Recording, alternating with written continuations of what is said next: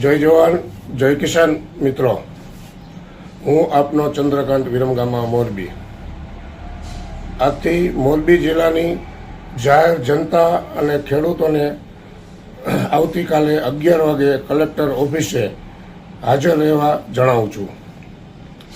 મિત્રો, આપણા ખેડૂતો ઉપર, ગરીબો ઉપર, મહિલાઓ ઉપર જે આ ભાજપની ભ્રષ્ટ પોલીસે અને ભાજપ પણ ભ્રષ્ટ અને પોલીસ પણ ભ્રષ્ટ પોલીસે જે દમનશાહી ગુજારી છે એ બાબતે કાલે આપણે કલેક્ટર સાહેબને આવેદનપત્ર આપવાનું છે અને તાકાતથી લડવાનું છે.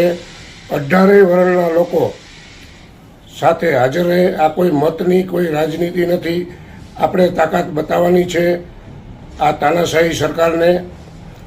અને આ શાહ મોદી પાટીલ સંઘવીની સરકાર તમે જોશો એટલે દરેક વર્ણના વિરોધી છે. એમાં પછી પાટીદાર પણ આવી જાય, ક્ષત્રિય પણ આવી જાય, દલવાડી પણ આવી જાય, દલિત પણ આવી જાય, ઠાકોરો પણ આવી જાય. મેન જે વર્ણ છે એના આ વિરોધી છે, એકદમ વિરોધી છે.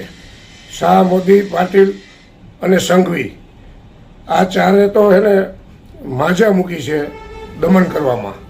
એટલે હવે આને જવાબ દેવાનો ટાઈમ થઈ ગયો છે.